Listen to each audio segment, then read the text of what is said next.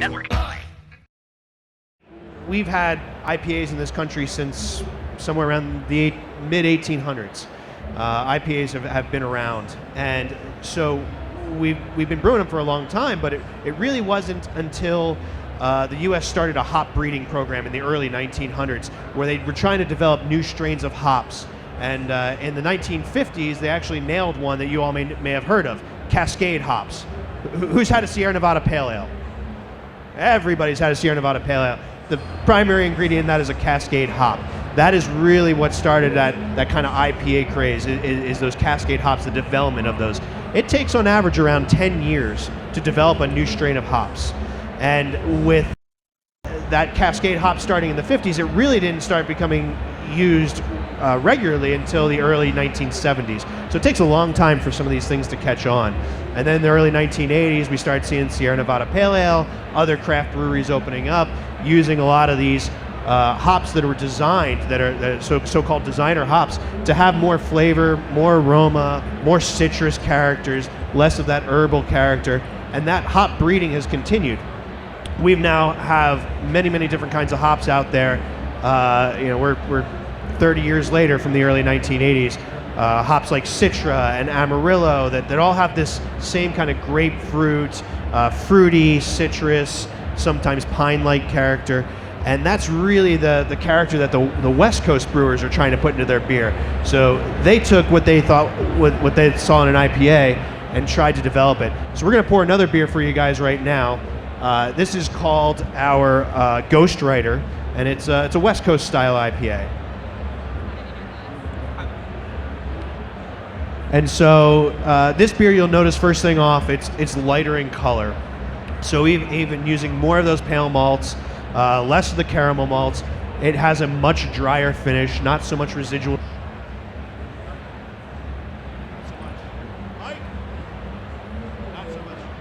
So not so much residual sugar.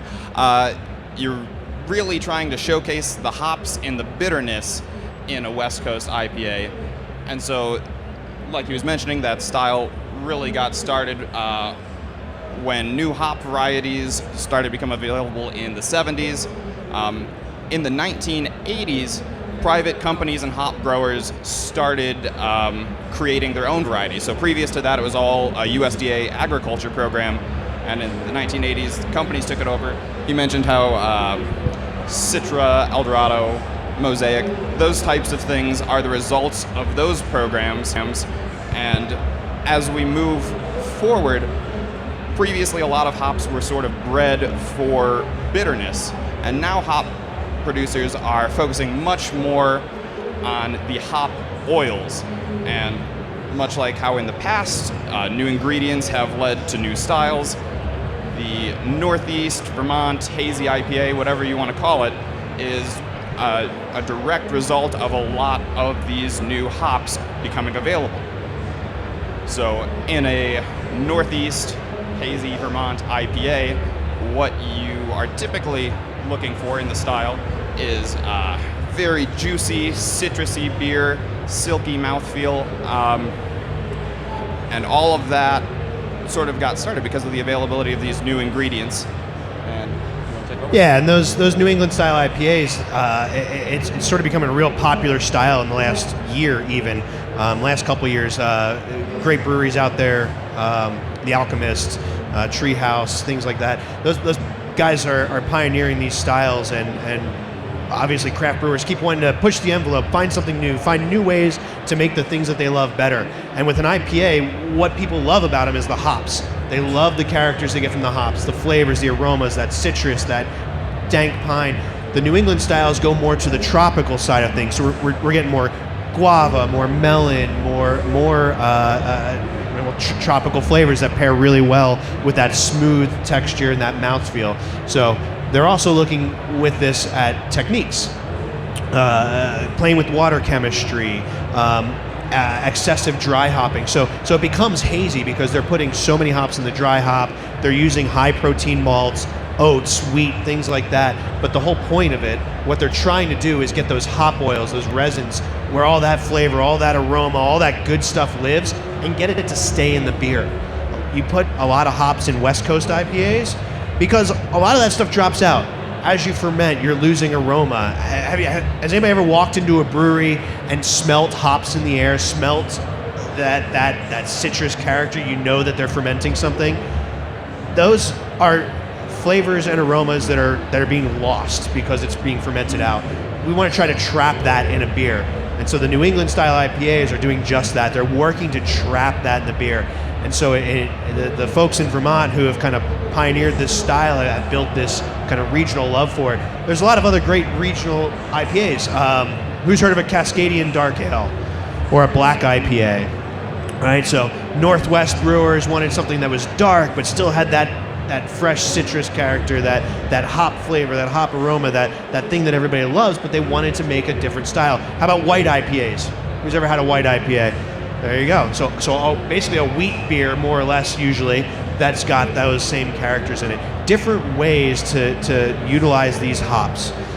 So we're going to pour another beer now for you guys. It's our Logic is Relative. This is our New England style double IPA. So using those techniques that we've learned about,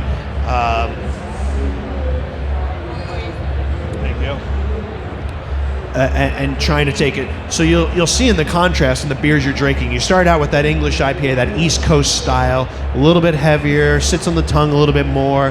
The hops are there, but they're not really in your face. West Coast, real dry. It's got a nice bitter backbone to it. The hops are very present. You smell them, you taste them, they're great. Now you've got the New England style. What you're going to see is a silky mouthfeel. You're going to obviously have that hazy appearance to it. And then you're going to get the tropical hop aroma. So with the New England style, we're more interested in those flavors and aromas. We're more interested in the characteristics of the hop and not so much bitterness. So it's designed to be a very well-balanced IPA. You want to balance that malt sweetness with the bitterness and try to express those hop characters more, get more of that tropicalness out of there and really make it shine. So you can see how that compares and contrasts with the other two you've already tried. So, and hazy IPAs aren't necessarily a new thing either. We've got a little bit of history on where hazy IPAs come from too. So pre-1840, glassware, as in glasses, were pretty rare. Most people drank out of stone cups or pewter tankards. And so clarity wasn't nearly the same sort of issue in beer that it is today. You couldn't see it, so people typically didn't care that much about it. There are reports from as early as 1813 calling the IPAs of the day thick, muddy, rank, and bitter. And so a lot of the same pejoratives that you hear today about Northeast IPAs from some brewers and beer lovers, they aren't anything new. People have been making the same complaints for a couple hundred years now about them. Yeah. So what do you guys think? Do you think brewers are done experimenting with IPAs and trying to find new styles? No? You think there's more stuff out there that we can do? Ways that we can get more hop flavor, more citrus character in beers? Some people might do some crazy things. One of the things, we're going to pour our last beer here for you in a minute. It's called Damned Curious Business, and this is our sour IPA. So I was lucky enough to do a talk like this last year at Sit and Sip, and it kind of got on a tangent, but we ended up talking about sour beers and the next frontier in that and what was going on. And at the time, I said, I think what we're going to start seeing is a lot of brewers using sour techniques in styles that you wouldn't normally think that you would see sour in. And really in the last year and a half, we've started to see that proliferate with sour IPAs, sour pale ales, using sour techniques to actually get more citrus, more flavor, more aroma, more ways to enhance that hop character. So the last beer we have to pour for you, Damn Curious Business, is just that. It's a sour pale ale. We kettle sour it. We get that pH nice and low. Gives it a nice citrus character.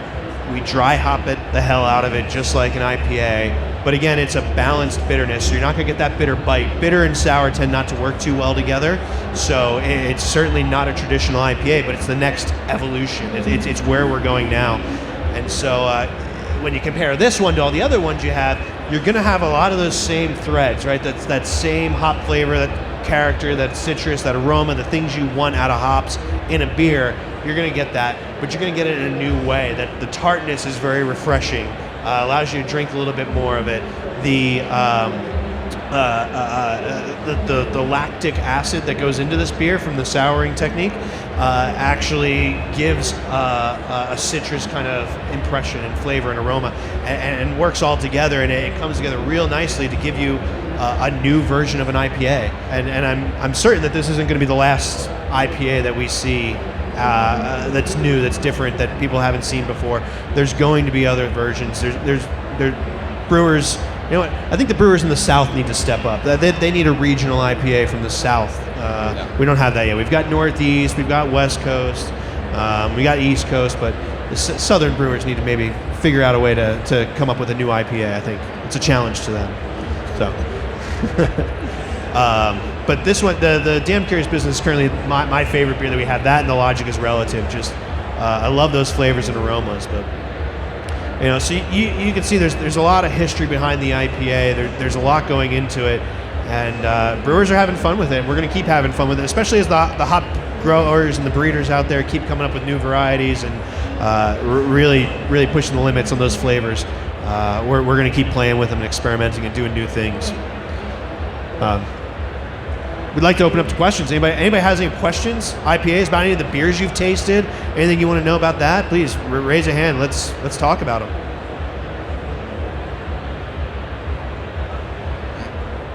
Yeah. The IBUs on the Logic is relative. So IBU, that's a great question. So what she asked is, what are the IBUs? So an IBU is an international bitterness unit. It is a way that brewers use to determine how much alpha acid is in a beer, how much bittering component is in a beer. But it's subjective, right? It's relative. There are beers that have 100 IBUs that don't really taste that bitter. There's beers that have 30 IBUs that taste overly bitter. So it is very relative. Logic is Relative has 85 IBUs in it, theoretical. So it's up there on the limit. It definitely has a lot in there. But as you taste it, it's not bitter. It's not that back of the throat, you know, kind of West Coast, real draw line in the sand bitterness. It's more smooth, and a lot of that comes from the water chemistry that we use in that beer. A lot of that comes from that silkiness, those extra proteins, the oats, that sort of thing. Because the innovation has gone so far beyond what the original IPAs were supposed to be, at what point do we drop the IPA name for every new sort of IPA style and just come up with a different name? I think that's a really interesting question. I've got an answer. Let's see what Jameson has to say first. So I think you've hit on something pretty key here, and that's kind of what we were getting at with the name of the talk. The name is less important. At this point, the term IPA is as much a marketing tool as anything else, because it's easy to get people more interested in IPAs than other beer styles. And we're inventing these new styles that are hoppy, and when you're trying to market them, you want to use words that make people interested in your beer. Like I mentioned before, it was very nearly 80 years between the invention of what we would now consider the English IPA and when people started calling it an IPA. So the name to me is, the naming conventions are less important, and I think they're going to be driven more by marketing than accuracy. Yeah, and it helps give a bucket so that a consumer, so that somebody who goes out and is seeing a new beer they've never heard of before, it helps them put it in a bucket, and it's difficult to create new buckets. New England style IPA is not an official style. You look in style guidelines, it's not there. They have recently added other IPAs, which allows for like the Cascadian dark ales and the white IPAs and things like that. But I think what Jameson said is exactly what I said. It's that thread. It gives you like, here's how I can classify it, so I can categorize it within my head and understand what this beer is and have an impression going into it of what it might be. Now there might be other things that go on to it: hazy, sour, West Coast, East Coast. You're gonna have other adjectives that help you define what that beer is, but it still gives you that common thread. You know it's gonna have a hop character. You know it's gonna be, it's gonna have some of those characteristics, and depending on the regionality adjective that you add to it, might be something else. And So I don't think we're ever going to lose it. I don't think I don't think we're going to see a whole bunch of new styles pop up out of this. I think what we'll keep seeing is people using that IPA term to help consumers and beer drinkers and beer geeks really just bucket these things for purpose of conversation. You mentioned that you didn't think that the South really had a particular IPA style. Would you say that maybe single malt, single hop, that's kind of what I see, that's kind of a thing that's happening in the South? That's a great question. I love smash beers. Smash beers are great. They're really great. We both come from a home brewing background as well, and Brewing Network. We're big fans of that. And smash beers are wonderful for trying to test out what a hop tastes like and what it is. If that's what the South is doing to really try to distinguish themselves, I think it's awesome. The more single malt beers, single malt, single hop beers that are out there, it's definitely a good educational tool. I think the single malt and single hop beers are an exceptional way to educate consumers in areas that are a little newer to craft beer, where it doesn't have the same sort of penetration that it does necessarily here in Colorado or on the West Coast. When you're acquainting yourself with all these new things, it's sometimes nice to go simpler and be able to say, oh, this is what this hop tastes like, this is what this hop tastes like. I don't know if I would necessarily call that the style of the South. I would say that that's more that the beer industry in the South is still working to educate their consumers, and that's a big part of what they're doing, and it's a fantastic way to do it. Yeah, that's a great point. Yeah, absolutely. A big portion of what we as brewers have to do sometimes is help educate the consumers, let them understand what we're trying to do and what we're trying to get them to taste and understand, and I think that's exactly right. And I think that sort of comes back to the naming question as well. A big part of the reason why you want to use this IPA name is that even people who are not big beer drinkers, know what an IPA is, or they at least have a conception of what it is. Like, oh, that's that hoppy beer. And so then you've at least got one aspect of the beer defined for them. And so when you're just adding the modifiers to it, then you're lowering the amount of education that you have to do for new consumers. I mean, people who are here at Great American, everybody's adventurous, they love trying new styles, they're enthusiastic about beer, but that's not everybody. And so when breweries are working on a new style, they've always got to consider, well, what's my market? I got to sell this somehow. And you can make the best beer in the world, but if you can't convince people to try it, that's going to be a difficult thing to sell. Hey, I really like the dark IPAs. Is that a style that's, on the outs, or is it something that's maybe coming on in the future? Interesting question. I wouldn't say it's on the outs. I don't think it has gained as widespread popularity as some other styles. I think that the dark IPAs, the Cascadian dark ales, those beers, honestly, what I want to say about that is that a lot of breweries make them and don't make them in a way that really turns the consumer on. That beer is a very difficult beer to make because you want that dark color. You want a little bit of that chocolate character in there, but you don't want it overly roasty. You really need to use some deep bittered malts in there. It really is something that is difficult to make. And there's some great brewers making some great dark IPAs out there. And there's others who have tried it and weren't successful at it, in that they weren't able to turn their consumer on because it just didn't have that right mix of the malt character that it needed. And so I think that's the tricky part with it. I don't think it's going away. I think people love them. I really like Cascadian dark ales myself, but it just hasn't proliferated as well as some of these other newer styles like the New England style IPA and to some extent the sour IPA. So I don't have a question. It's more of a comment. I'm over here. Yeah. I'm from Vermont. My family still lives there. I visit every year. I love the IPAs there, and I just thank you for recognizing them. I always thought they were awesome. Alchemist, Fiddlehead, very good. So, thank you. That particular style, I don't know if you live in Colorado now or whatnot, but that New England style IPA is really starting to take hold here in Colorado. Some breweries like us and WeldWorks and Odd 13, and I encourage you guys, if you like that style, that Logic is Relative, go try their beers here. They're on the floor. They're making some great ones. But yeah, we owe a lot to those guys. They pioneered the work and made the beer and really defined it and got it out there. And it became so popular that all of a sudden it spread across the country and everybody wanted it. And so now the rest of us brewers get to make it and fulfill that need, and we get to drink it, and it's awesome. And that's what brewing community is all about, is everybody's trying new things, learning new things, and sharing that knowledge. And it helps everybody make better beers and make new beers and be creative. So it's awesome. Thank you. Hi, my question is about the New England style IPAs. I'm from San Diego, and they're really starting to take off out there. I talked to one brewer who told me that one of the big challenges in this style is the shelf stability of New England style IPA. What is it about the style that makes it so difficult to makes it so short, such a short shelf life? So one of the main characteristics of these IPAs is that you have a lot of yeast in suspension. That does a couple of things. It gives you a silky mouthfeel, and a lot of these yeasts create estery characters that sort of complement the citrus and enhance that flavor.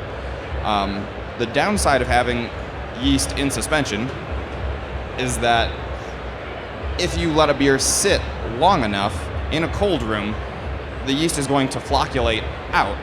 Anybody who has homebrewed before has noticed this process in their beer. During fermentation, it's turbid, you can't see through it. After the fermentation is totally complete and you wait a few days, it becomes more clear. If you cold crash it, then it becomes even more clear. So a big part of the process of making these beers, these Northeast IPAs, is trying to figure out a way to get these yeast to stay in suspension as efficiently as possible. Because much like how you lose these hop flavors during fermentation, you also lose hop flavors that sort of adhere to the yeast and drop out of suspension. So that's the biggest stability problem. Yeah, and another issue that goes along with that same thing too, it's the constant issue that brewers have when you distribute. Once it leaves your dock, you don't have control of it anymore. You don't know what people are doing with it. So when they warm store these beers, they leave it on a shelf, they put it in the back of their warehouse, whatever the case might be. It creates a condition where that yeast can autolyze and give off flavors a lot quicker too. So that's definitely part of it. All right, guys, that's all we have time for today from Ryan and Jameson. Grab it a round of applause for these guys. Fiction Brewing Company here in Denver. I just learned from one of our great volunteers, Tom, that your pub's super cool. It's books everywhere. The bar is made out of books. I want to get a chance to go down and check it out. So if anyone wants to go see a cool place and drink some more Fiction beer, they're right here in Denver. Where are you at? We're on right on Colfax Avenue, so about give or take 3 miles from here, still in Denver. But Colfax and Quebec's the nearest intersection, so east side of Denver. Well, thanks so much for being with us, guys. We got another panel coming up in a half an hour. It's about why it's important to stay independent in the craft beer business. So all these acquisitions happening. It's a pretty stellar cast of characters. Sam Calagione from Dogfish Head's going to be on there. Rob Todd from Allagash, the president of the Brewers Association. So come on back if your feet get tired. We got more happening here. Thanks for being here.